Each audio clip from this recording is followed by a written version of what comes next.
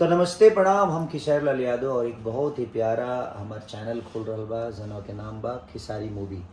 तो ऊपर वह सबके हमार मूवी के गाना, मूवी के ट्रेलर और मूवी भी और बहुत सारा चीज़, और सिर्फ हमारा ही ना बल्कि बहुत सारा लोग के ऊपर आई।